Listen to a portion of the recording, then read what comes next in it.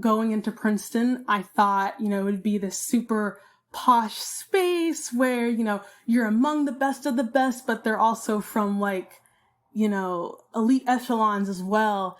And so I wasn't sure how I'd fit, right? I'd say one of the biggest lessons I've learned is that intelligence comes in all shapes and sizes.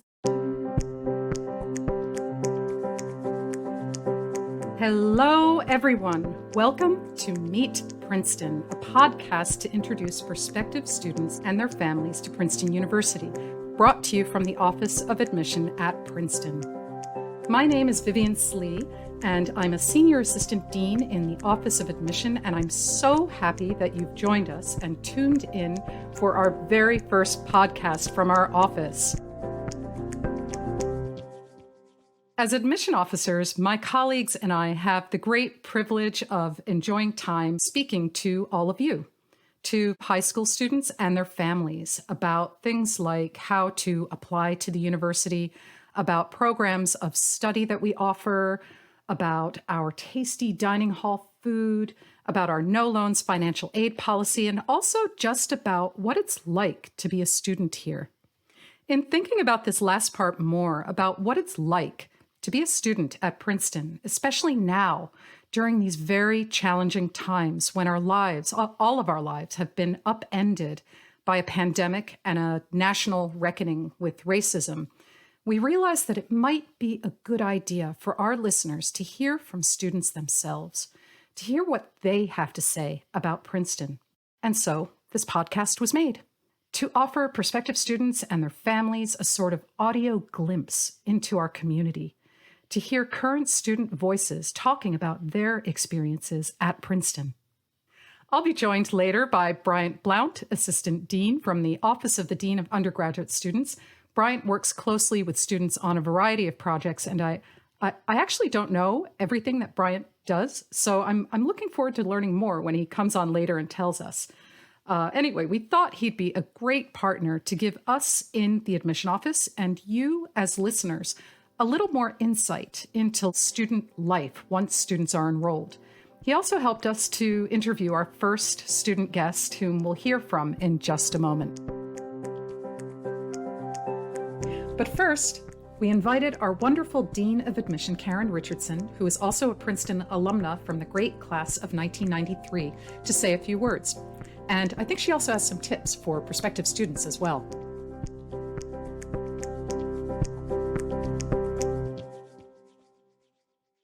This year has been an interesting year, obviously, for so many different reasons.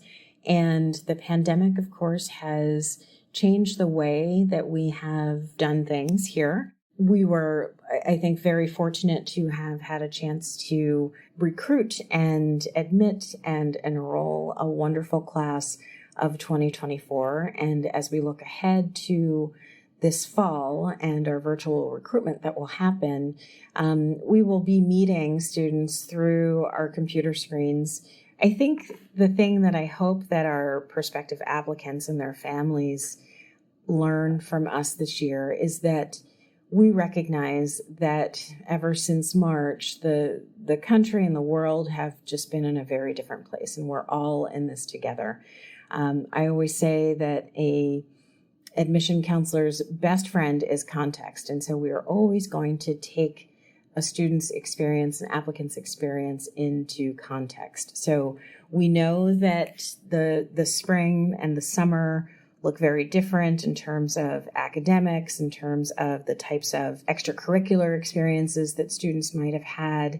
We know that the fall is also looking very different, whether high schools are opening or not.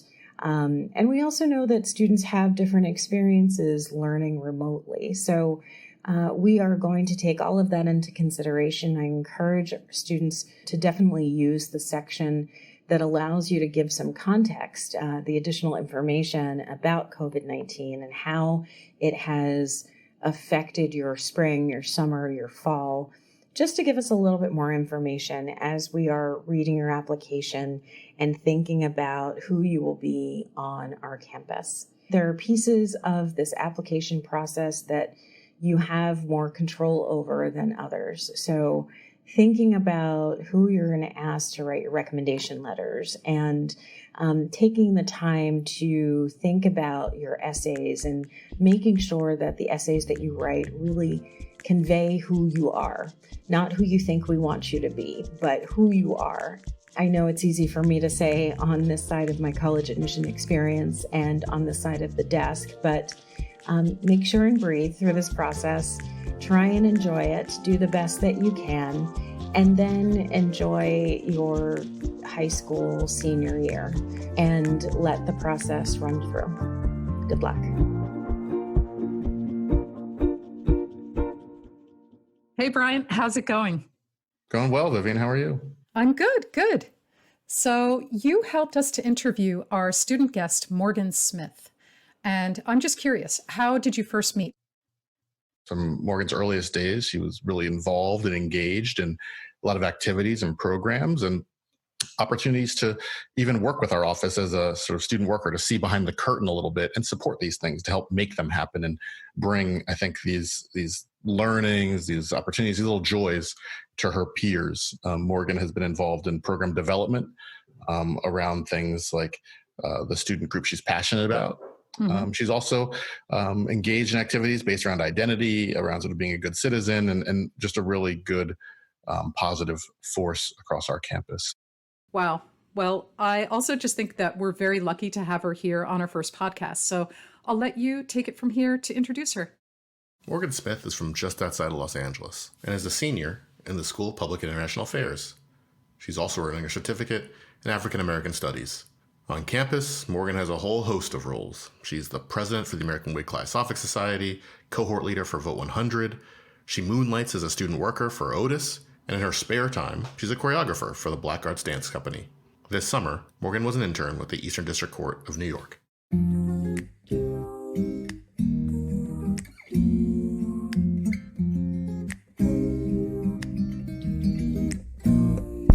It was in high school that I kind of found a budding voice as an advocate.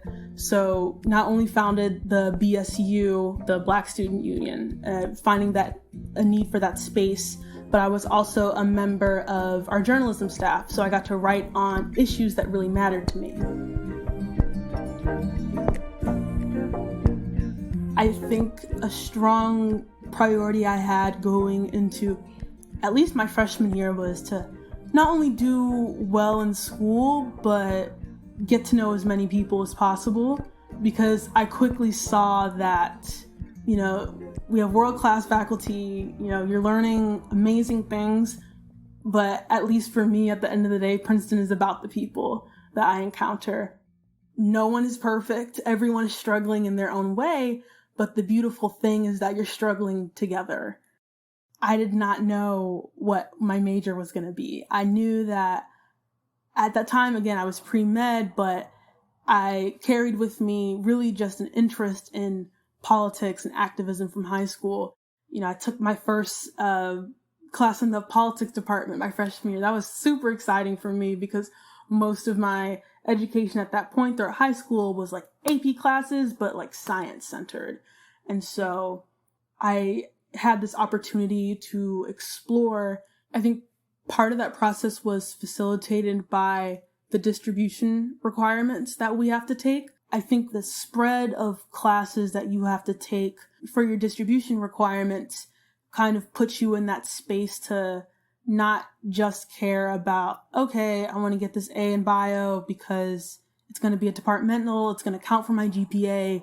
You have to kind of, switch up the ways that you think. The way that I think through a politics course won't be the same way that I approach Orgo, right? Orgo is organic chemistry, a course commonly taken by students who are interested in studying medicine following graduation. I think a lot of that getting through Princeton is something that is learned. And so having, teammates and friends who were upperclassmen who had been through the ropes before, once you're an upperclassman, like those opportunities to kind of like reach down to underclassmen, kind of like that lift as you climb mentality, those opportunities definitely present themselves. For example, in the School of Public and International Affairs, I serve on a student committee, and I recently had the opportunity to speak to freshmen that were coming in and trying to figure out course selection and whether or not the School of Public and International Affairs was for them. And I think those opportunities also present themselves just through extracurriculars in general.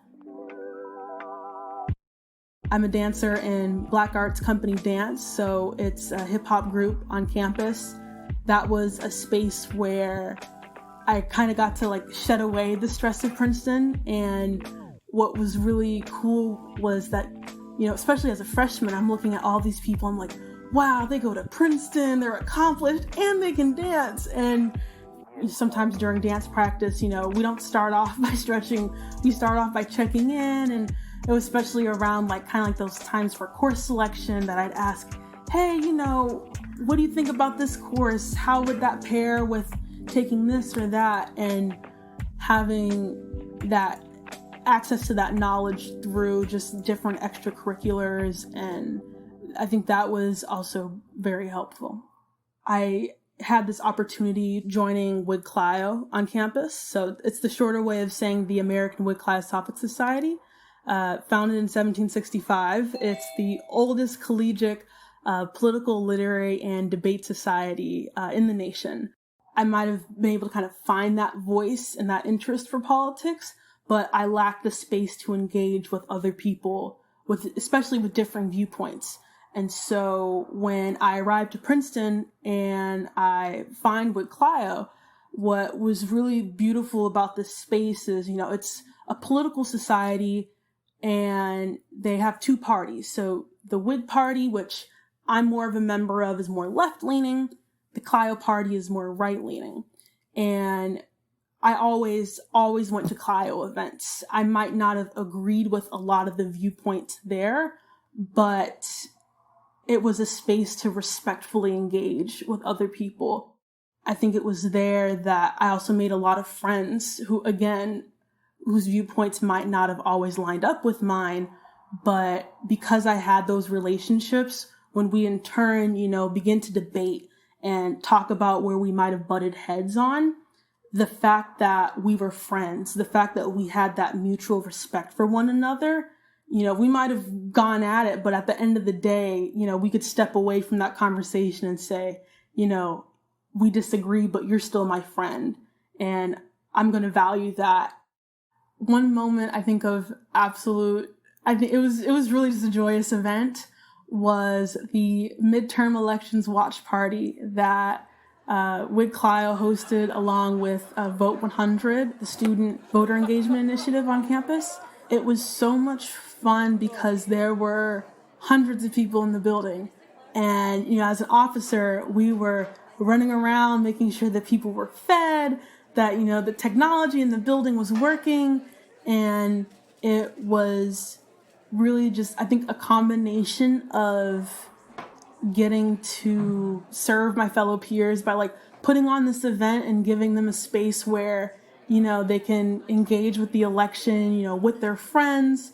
But also, I think it kind of brought out something that I've seen in myself where I really enjoy, putting on events and kind of running around in the background, making sure that everything is going okay. And that's kind of my job now in Wood Clio, serving as president. It bears mentioning that Morgan is the first Black female president in the history of this organization. Making sure that, the programming that we put on, not only that people are enjoying it, but everything is going right. Everything that had led up to that day with, the tabling and frisked, I think that was definitely a moment where at the end of the night, I kind of sat back. I was tired, but I was like, we did it. We showed, the student body, why we are Wood Clio and how we have the resources and the officers and just really determined team members to put on something of that magnitude.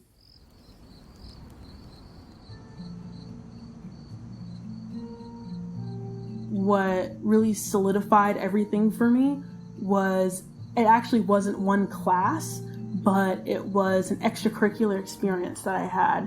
There's a trip called Halftime offered by the school, all expenses paid. It's really fun. You take 3 or 4 days between semesters, and you go on basically this retreat to upstate New York, and you're with a small group of your peers. It's just for sophomores, which is why it's called halftime. You're halfway through your Princeton career. And it was really just a space to slow down, really be still even, and think of not only what I wanted the rest of my Princeton experience to look like, but also consider what life after Princeton would look like. And that's when I decided to switch from pre-med to pre-law, and the pieces kind of fell in after that. We also asked Morgan to record some sounds from her time at home. Let's listen in on that soundscape now.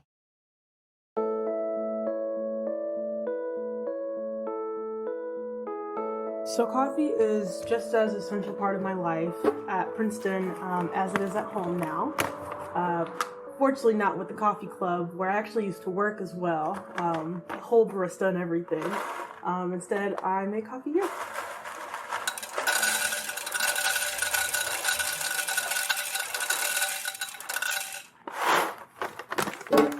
So at home I use a French press, and it sounds much fancier than it actually is. But that also means that I have to ground the beans myself.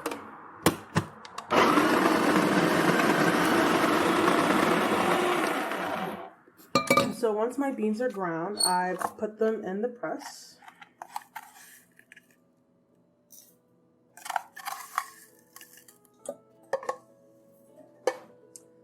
And then I just put some hot water in it.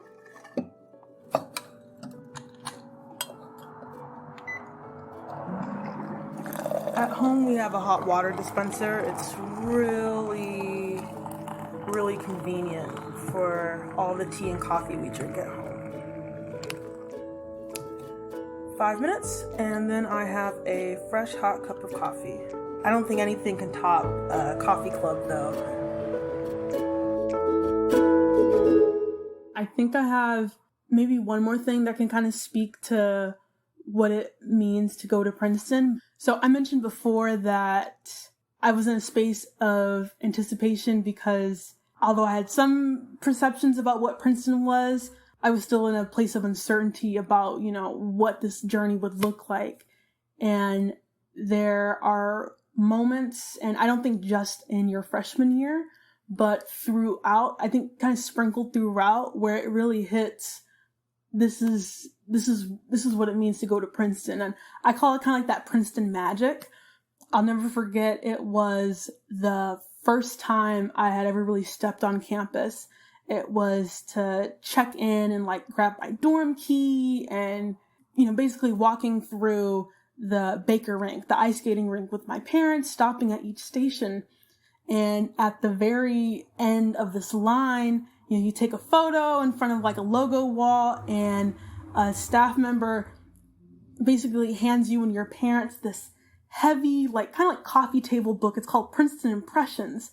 And they were just giving this out to everyone. And I was like, they can afford to do this. And so not only did I get a chance to kind of just the magic of the day of really checking in and beginning that journey as a freshman, but kind of that slice of magic that my parents got to take with them as well. And that whole day was just such a beautiful moment, especially because, sitting in the dining hall for the first time with my parents, and, my dad and I, we love to eat. So we were going back for seconds and thirds, and we were so impressed with the food too. We're I won't miss my mom's cooking that much, if I get to eat this every day. I'll never forget, again, sitting in Wilcox, eating, and that process of beginning to reflect what it means to go to Princeton. And I'm not a first generation college student, but I am the first in my family to go to an Ivy League school, right? And, my dad reflected on this, and I've only seen this man cry. Maybe that was the second of 3 times. And he was literally in tears thinking about how, I'm not here alone. When I step into this space, I bring his late father, who, he laments that he doesn't get to see me in this space, but I know that he's here with me.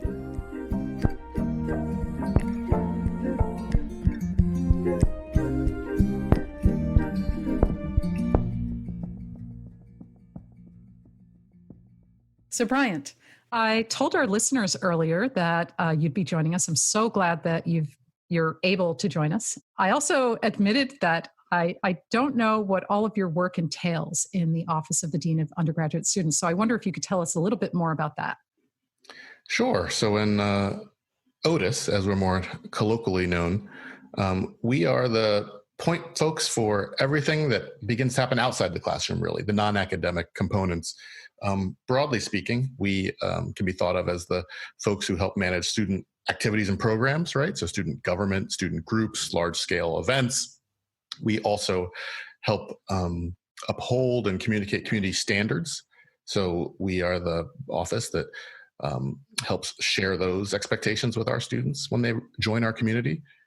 We are also the support system, right? So we are very vested in the health and well-being of our students, and we have a system that, again, helps to promote healthy behaviors, help people manage the transition to campus, and supports them while they're here. That's wonderful. You know, we all, as admission officers, speak about Princeton having this fantastic network of support. So I'm really glad to hear about it in action. Now, Morgan talks about Whig-Clio a lot, and I'm just wondering if you could explain a little bit more about Whig-Clio and what that means to our listeners. Sure. So the Whig Cliosophic Society is basically one of the oldest political science and debate societies in this country, really. And it has a long storied history on our campus as being the home for all kinds of political activities, whether that's college political party groups, student organizations, or even ones that are interested in policy or activities. For example, mock trial or debate certainly has a robust program under Whig-Clio. International Relations Council. There's a number of ways. Model UN. There's a ton of ways in which these students are able to explore, engage, challenge their beliefs and interests over their 4 years here. Mm-hmm. Was the Vote 100 initiative, was that something that came out of Whig-Clio, or could you tell us a little bit about that? Sure. So Vote 100 is an intentional program designed to help engage our undergraduate student body. Princeton's informal motto, at least as you may know, the formal one's in Latin, but Princeton's informal motto is in the nation's service and the service of all humanity. And, you know, with that, I think comes an institutional focus on civic engagement, on civic duty. And as Americans and American citizens, for example, voting is one of the fundamental ways in which you engage in that. There have been data over the past several elections, however, that indicates that Princeton students, for a number of reasons we believe, do not actually vote at rates comparable to those of their peers, both in the Ivy League and in their age cohort. And so Vote 100 was sort of born as an intentional campaign to reverse that, right? To help students engage in that action. And if not able to vote, for example, because they may not be 18 at the time of the election, or because they may not be citizens, for example, to find ways to engage civically adjacent to that, right? There are other ways, even for someone who can vote themselves, there are ways to expand that power by helping others perhaps register to vote, by raising important issues that may animate folks to vote or help them connect these issues to the action, and to just generally change the culture to one in which it's a Princetonian's duty and expectation to vote or engage civically. That's fantastic. What a great organization. Do you happen to know the university's informal motto in Latin? No, that one is beyond me. I was a history major when I was okay. And not one of classical Greek or Latin history. Okay. Morgan also talks a little bit about Princeton Magic. I don't know if you have anything you wanted to add about that. What is Princeton Magic for you? I am a Princeton alum, and the common thread I think that really makes this place interesting is the amazing people that come here, both to teach, to work, and to study, and the threads that end up connecting them in this special place during this special time in their lives is one that will endure forever and forever be enriching. So that to me is a bit of the magic as it happens, as it unfolds here, as it will come in the future, and as it has been, I think, for a long, long time. That's nice. That does sound very magical. We hope you enjoyed learning about Morgan's amazing experiences at Princeton as much as we did. As I said earlier, this podcast was created with prospective students and their families in mind. I'd like to direct all of our listeners to our admission website at admission.princeton.edu. There you can watch an information session with an admission officer, or you can chat and connect with current Princeton students, among many other options there. So have a look at it. Meet Princeton's audio engineer is Nick Dinoli of Orange Box Pictures. Mary Buckley and I, Vivian Slee, are executive producers.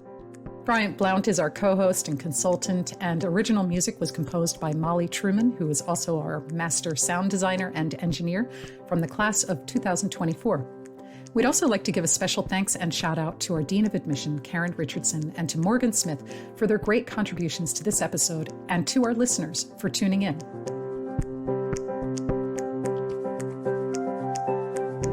Now, if you have any questions about anything to do at all with admissions and you'd like your questions to be answered live on air, please write into our mailbag found on the Meet Princeton webpage on our website.